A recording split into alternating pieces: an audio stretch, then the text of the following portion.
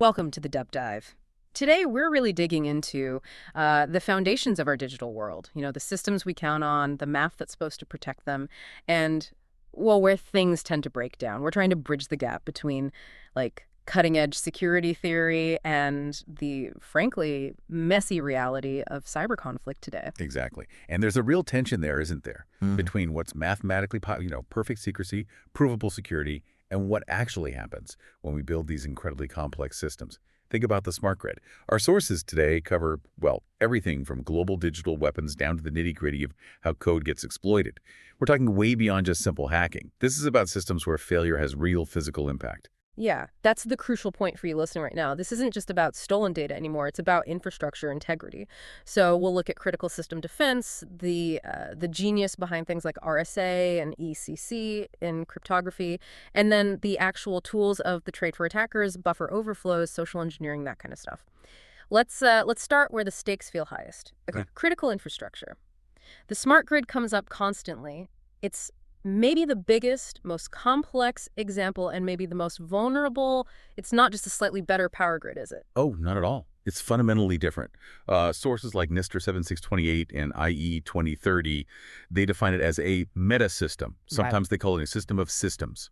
And that term system of systems, it means way more than just power lines. It's this dynamic web connecting business operations, market stuff, traditional power generation, the industrial control systems, your ICC data, and just tons of real-time measurement data. All that integration makes it efficient, sure, but it also makes it, well, a nightmare to secure properly. Can you expand on that measurement part, the real-time aspect? Because the precision needed just to keep things, synchronized sounds incredible. Yeah, that's where phasor measurement units, or PMUs, come in. Think of them as like high-definition sensors for the grid. Their job is to provide these super synchronized measurements, synchrophasors they call them. They're time-stamped, usually using GPS, down to the microsecond level. And they're sending data back way faster than older systems, often like 30 times a second, sometimes even 64 samples per cycle in certain applications. Wow, okay, 30 times a second, synchronized. That's a lot of data constantly flowing. Where does it all go? It gets collected locally first, then aggregated by phasor data concentrators, PDCs.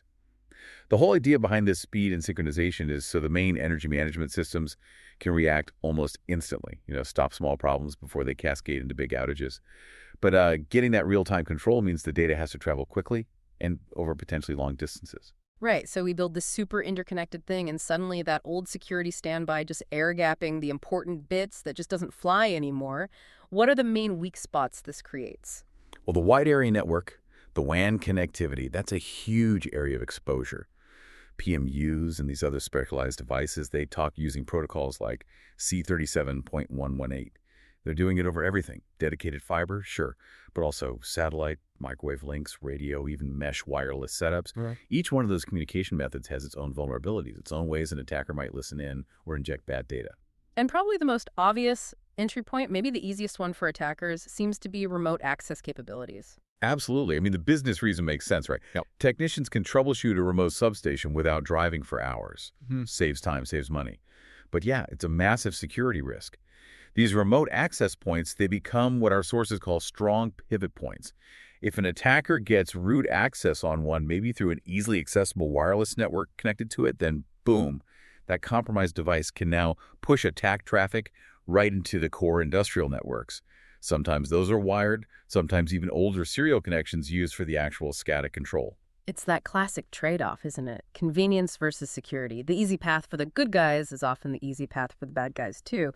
But is the industry just, throwing up its hands? Are there positive signs? No, definitely not. There's a really important push for security by design. That's encouraging. We're seeing the big vendors, RTOS makers like Wind River, the chip manufacturers, the big ICS players like Siemens. They're starting to build security in from the start. Secure coding practices, embedding security features right into the hardware and firmware instead of just bolting them on later. Can you give an example of what that looks like? Built-in security. Sure. Some vendors are actually embedding vulnerability detection signatures directly into the device's operating system. It's like having a tiny intrusion detection system doing deep packet inspection right there on the device. And companies like Siemens, they're improving their communication hardware to handle point-to-point authentication better. So devices actually verify each other's identity before they exchange critical commands. The idea is shifting that security burden back onto the manufacturer so devices are more hardened right out of the box. That shift feels essential because our sources give us two pretty chilling examples of what happens when those defenses aren't there or they get bypassed. Stuxnet and NotPetya. Let's talk Stuxnet first. That one really changed the game, didn't it? Oh, fundamentally, Stuxnet wasn't just malware. It was a digital weapon engineered for physical destruction.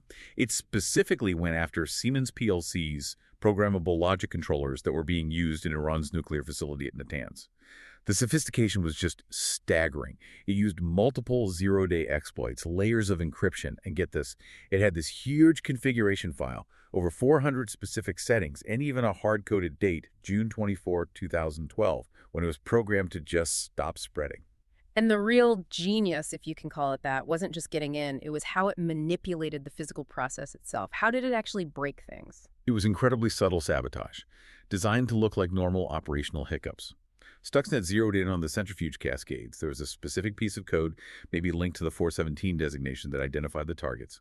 The malware would then carefully mess with the gas flow valves. Sources suggest it would close certain valves, causing pressure inside the centrifuges to spike maybe up to 5 times normal pressure. Then, after about 2 hours, it would suddenly open other valves, likely dump lines, to release the pressure rapidly. But the truly devious part was hiding it from the humans watching the controls. Exactly. While it was physically damaging the centrifuges, overpressurizing them, maybe causing vibrations, it was simultaneously playing back fake data logs, recordings of normal operations. So the operators sitting at the control consoles, they saw everything running smoothly. Meanwhile, the hardware is literally tearing itself apart. Stuxnet was proof positive that cyber weapons could achieve targeted kinetic effects and do it completely undetected. It woke everyone up to the vulnerability of industrial systems. Okay, so if Stuxnet was like this precision surgical strike, NotPetya felt more like a digital bomb going off everywhere. What made that one so bad? Yeah, NotPetya came later, and it was just purely destructive. Yeah. A worm designed for maximum denial of service. And the way it got started shows the danger of supply chain attacks. It spread initially through a software update server for MEDOC. That's accounting software used all over Ukraine. Once it got inside a network, it moved laterally like crazy using the eternal blue vulnerability, same one WannaCry used, and also Mimikatz to scrape passwords out of memory. And it looked like ransomware, but that was just a disguise. A really effective, confusing disguise. It popped up a message demanding $300 in Bitcoin, just like typical ransomware. But our analysis confirms there was no way to actually get your files back, no key exchange, nothing. Its only purpose was destruction. It encrypted the hard drive's master file table, which basically makes the whole operating system useless. Victims had no choice but to wipe everything and restore from backups, if they even had them. These kinds of major attacks, they force us to ask that bigger strategic question. Can cyber attacks actually coerce a country, force them to change policy? The sources we looked at seem pretty skeptical about that, right? Yeah, that's largely the consensus among strategic thinkers. You can sort of categorize cyber effects into espionage, disruption, and degradation, which is sabotage, like Stuxnet. Now, degradation theoretically seems most likely to have a compelling effect, demonstrating you can inflict real, lasting damage. But even then, that effect is actually quite rare in practice. Nation-state targets are usually too resilient, too complex, too hardened to be permanently crippled by a single cyber campaign. So the idea of just disrupting things like hitting civilian networks to punish a country into doing what you want, that doesn't really work. Generally, no. The sources are pretty clear that punishment strategies or risk strategies aimed at causing public pain or economic damage, they haven't really proven effective in the cyber domain. Attacking civilian targets mostly just earns you international condemnation, but it doesn't seem to shift the target government's core strategic decisions. Okay, but if they aren't great at coercion, why is everyone investing so heavily in cyber capabilities? There must be another strategic reason. Oh, definitely. It serves the purpose of, let's call it, strategic ambiguity. Cyber operations offer plausible deniability. Rivals use them constantly as a form of covert action. It lets them probe each other's intentions, map out defenses, gain small advantages, all without crossing the line into overt military conflict. Crucially, this activity stays below the threshold that might trigger a big response in another domain, like military force or heavy economic sanctions. Huh. So the very thing that makes these attacks frustrating, the ambiguity, the difficulty pinning down exactly who did it, like with NotPetya or Stuxnet that actually helps stabilize things between major powers, it gives them a way to compete without shooting. Precisely. It's a form of calculated uncertainty. They can keep jabbing at each other, signaling resolve, testing defenses, but without the immediate risk of things escalating into a kinetic war. In a way, it creates this layer of stability by keeping the most dangerous forms of competition non-kinetic, even while individual attacks can be incredibly damaging to the victims. Okay, we've just been through the messy, uncertain world of cyber conflict. Now, let's shift gears completely and look at the one area where we actually find some mathematical certainty.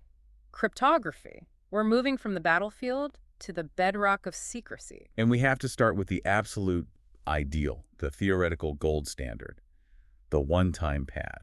This idea came from Gilbert Vernon back during World War I. It's the benchmark for what we call perfect secrecy. It's kind of the ultimate goal defined by information theory. Let's break that down. What does perfect secrecy actually mean, mathematically speaking? Perfect secrecy was formally proven by Claude Shannon, the father of information theory. It means that if an eavesdropper intercepts your encrypted message, the ciphertext, they learn absolutely nothing new about your original message, the plaintext. But to achieve this, there are two really strict rules, non-negotiable. First, your encryption key has to be truly random, and it must be exactly the same length as the message you want to send. Okay, and the second rule is the big catch, right? The reason we don't use it for everything. Exactly. Right. The key must never, ever be repeated, not even a part of it. If you break either rule, use a shorter key, reuse any part of the key, that perfect secrecy just vanishes instantly. Cryptanalysis becomes possible, often pretty easy. But if you follow those two rules, then for any intercepted ciphertext, every single possible plaintext message of that same length is equally likely to have been the original. So even if the attacker has, like, infinite computing power, they still can't tell the real message from gibberish. The key makes it completely impossible. That's the elegance of it, yeah. It's Shannon's proof. It doesn't rely on computational difficulty. It doesn't matter if the attacker has a quantum computer or whatever comes next. The security is purely based on the randomness and uniqueness of the key itself. It's unconditional security. Okay, if it's truly unbreakable, why aren't we using one-time pads for all our emails and web traffic? Well, the encryption itself is perfect. The problem is managing the keys. Think about it. Alice needs to securely share a totally random key sequence with Bob, and that key sequence has to be as long as the message they want to send secretly. As our sources point out, securely exchanging that massive key is often just as hard, if not harder, than securely sending the original secret message in the first place. It's the classic crypto catch-22. That's why it's mostly limited to things like top-secret diplomatic cables or intelligence communications. Right. Impractical for the internet scale. So we trade that perfect unconditional security for what we call computational assurance. And that brings us to modern public key cryptography, starting with the big one, RSA. Yeah, RSA is everywhere. Underpins so much of e-commerce, secure websites, VPNs. Its security hinges on a specific math problem being really, really hard, the integer factorization problem. It's easy for a computer to take two huge prime numbers and multiply them together to get this massive number, the modulus, which we call $1. Yeah. But it's believed to be incredibly difficult, computationally speaking, to go the other way, to take that big number, non-dollar, and find the original two prime factors. And when you say incredibly difficult, the scale needed to make it secure today is just astronomical, isn't it? Oh, absolutely. To make RSA secure against, coordinated global computing efforts, think governments, massive botnets, that modulus non-dollar has to be enormous. We're talking numbers around $10 or even larger. To put that in perspective, some older analyses suggested breaking a much smaller, maybe 130-digit key, could take just seconds with 100 million PCs working together. So to protect against that kind of power for a realistic time frame, say over 1,000 years, you need keys that generate moduli in the $10 range. There's basically no room for error. Wow. Meanwhile, there's this other approach, elliptic curve cryptography, ECC. It seems to be getting more popular, especially on smaller devices. Why is that often preferred now? ECC is built on a different hard math problem, the elliptic curve discrete logarithm problem, or ECDLP. The big win for ECC is efficiency. It gives you basically the same level of security as systems like RSA, but with much, much smaller keys. For instance, a 256-bit ECC key provides roughly the same security strength as a 3072-bit RSA key. That's a huge difference, especially if you're dealing with, like, phones or IoT devices with limited power. Exactly. That's why ECC is often the go-to for mobile applications, embedded systems, anything where processing power, battery life, or bandwidth is tight. Smaller keys mean faster encryption, faster decryption, less data to transmit. Now, RSA might still be preferred in some cases where signature verification speed is the absolute top priority, maybe verifying software updates. But for general digital signing, ECDSA using elliptic curves, it's usually more efficient overall. Okay, since we're trusting these mathematical systems for so much, how do engineers actually check that an implementation is correct? That it hasn't been messed up or deliberately weakened? You mentioned something called the while pairing. Right, the while pairing is a pretty sophisticated mathematical check. It exploits a specific algebraic property of elliptic curves. Essentially, there's an equation, MSP, EQ, MQ, P-1, that must hold true for points P and Q on the curve. Implementers can run computations using this pairing to verify that the underlying math, the curve arithmetic, is behaving exactly as the theory says it should. It's a way to test the integrity of the implementation itself, making sure it hasn't been subtly broken or backdoored. It's using the theory to police the practice, if that makes sense. It does. Okay, so we've covered secrecy with encryption and authenticity with digital signatures. The third pillar of crypto trust is integrity, making sure data hasn't been tampered with. That's where hash functions come in. Exactly. Hash functions are workhorses.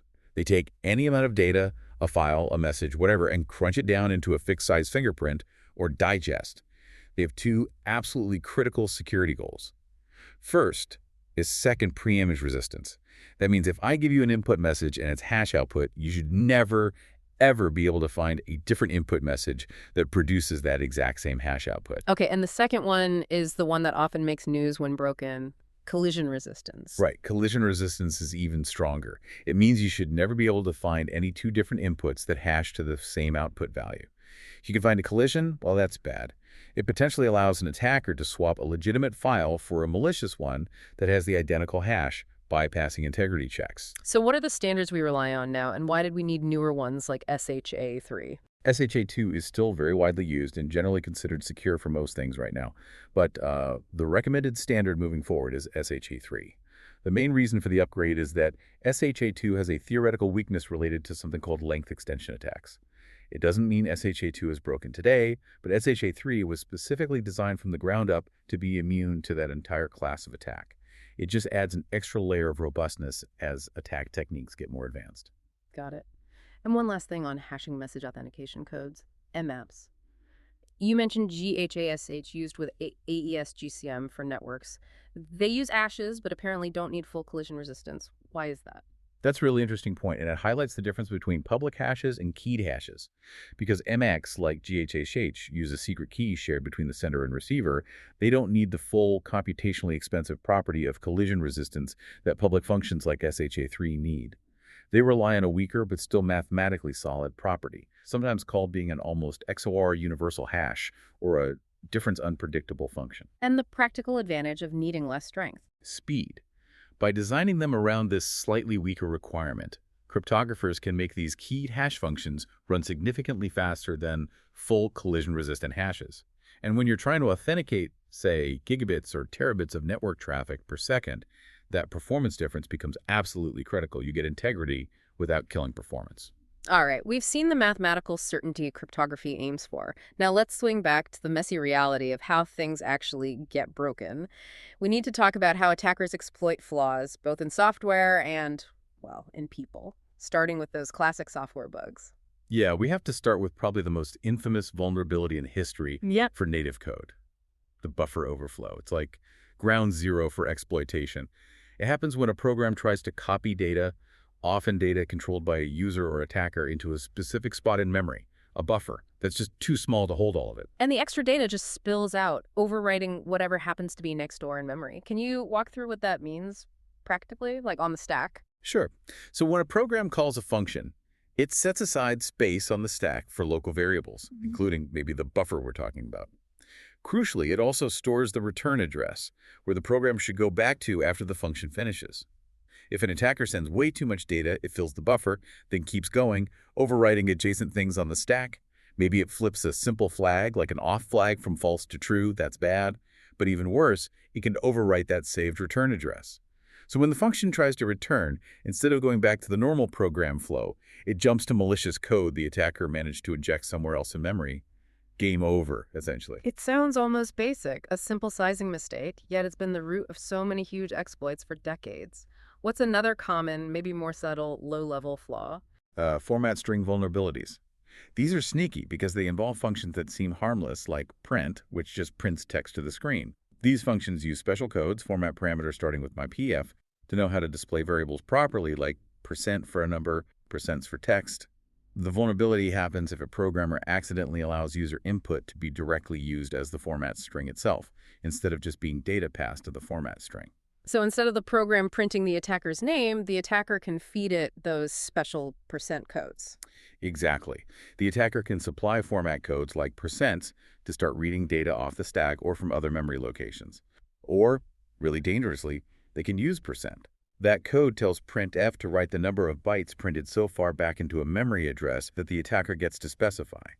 So a function meant just for displaying output suddenly becomes a tool to read arbitrary memory, or worse, write to arbitrary memory, letting the attacker potentially hijack the program. Given these fundamental types of flaws, what's the absolute #1 rule developers need to follow to avoid them? Well, according to our sources, particularly for C programming, the golden rule is never ever use the function gets. Full stop. It performs 0 checks on the input size. It will overflow if the input is too long.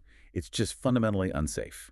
Developers have to use safer functions like foo_gets, which requires you to specify the maximum buffer size, preventing the overflow. The bigger picture, though, is defensive programming. Always assume an attacker might see your code, or at least the compiled binary, and always validate your inputs. Okay, shifting from code flaws to human flaws, the human attack surface, let's talk social engineering, exploiting trust, curiosity, sometimes just helpfulness. Right. And it's worth remembering, the term hacking didn't start maliciously. Back at MIT in the 50s, it was about clever pranks, exploring systems out of curiosity. Many hobbyists today still have that spirit. Learn, explore, but don't break things intentionally. But the professional social engineer today, they've turned psychology into a weapon. What's their usual playbook? It's often very methodical, and usually doesn't involve fancy tech at first. Step 1 is reconnaissance. They gather publicly available info company directories, LinkedIn profiles, maybe even dumpster diving to understand the organization. Who works where? What's the internal jargon? What are normal procedures? Who usually asks for what? They build a believable cover story. Then they use that background info to sound legitimate. Precisely. They establish credibility. They might call an employee, maybe sounding a little rushed or important, using the right internal terms. Hi, this is Jake Roberts from the Non-Pub Bureau, or maybe something more intimidating. Special Agent Wilson, FBI. They leverage our natural tendency to defer to authority, especially under pressure. And then comes the actual manipulation, the con. Often it involves creating a sense of urgency or a problem. There's been a security breach. I need you to reset your password immediately on this site. Or we need to transfer this critical file to the emergency server right now. They create the problem, then offer the solution, which of course involves the victim doing something that gives the attacker access or information, like transferring source code to a server the attacker controls. We always hear that training is the main defense. Why is it still so effective then? Because skilled social engineers are masters at deflecting suspicion. If you question them, they might turn it around, make you feel stupid or uncooperative or like you're blocking urgent work. Training has to go beyond just recognizing phishing emails. It has to teach people how to handle that psychological pressure, to pause, verify requests through separate channels, and resist that urge to comply immediately. And remember, it's not just entry-level folks. If developers leave server passwords in plaintext config files, then successfully phishing a sysadmin can give an attacker the keys to the kingdom. Okay, so let's wrap up the toolkit section by looking at the defense side. When malware does get through, how do analysts figure out what it's doing? This is reverse engineering, right? Yep. Reverse engineering. Yeah. It takes specialized tools. Probably the most famous is IDA Pro. It takes the raw machine code, the disassembly, and tries its best to translate it back into something resembling human-readable C code or pseudocode. That makes it vastly easier for an analyst to understand the malware's logic compared to staring at raw assembly instructions. Other tools like Windbig are also essential for dynamic analysis, watching the malware run. But the malware authors know this is coming. They try to make analysis harder. Oh, absolutely. They use all sorts of obfuscation and anti-debugging tricks, simple things like messing with jump, JP, or call instructions to make the code flow harder to follow in a disassembler, hiding important code inside what looks like data. They also deliberately insert instructions that debuggers use, like int3 or int2d. If the malware executes and detects it's running inside a debugger, because those interrupts behave differently, it might just shut down or start executing bogus code to waste the analyst's time. And once malware gets a foothold, its top priority is usually staying there. Persistence. How do they make sure they run again after a reboot? Loads of ways. But one clever technique involves hijacking system files using something called export forwarding. Imagine a standard essential Windows file like kernel32.dll.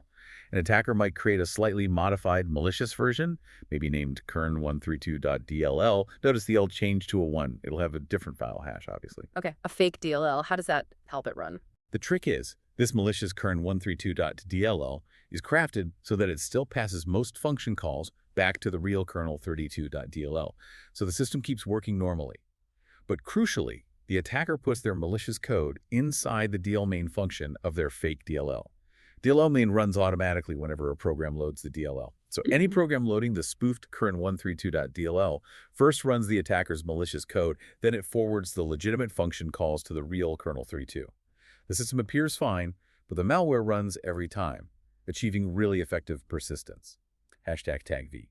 Conclusion and provocative thought. Well, we've covered a lot of ground today, from the fragility of critical physical systems all the way up to the theoretical certainty of math and crypto. Yeah, we saw the serious risks in complex systems like the smart grid, risks amplified by all that necessary interconnectedness and, well, the double-edged sword of remote access.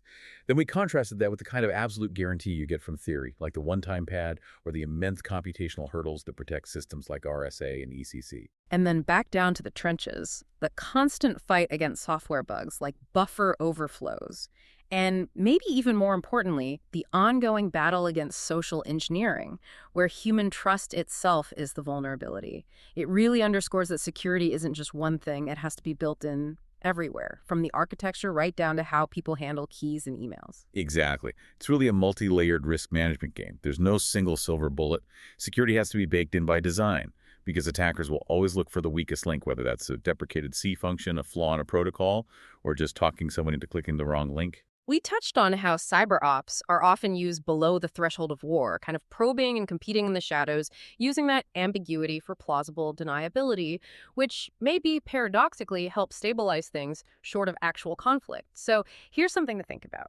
Given how complex and disguised attacks like Stuxnet and NotPetya were, one hiding physical damage behind fake data, the other wearing a ransomware mask, how does this inherent uncertainty, this calculated ambiguity, change how nations traditionally signal their intentions or manage escalation?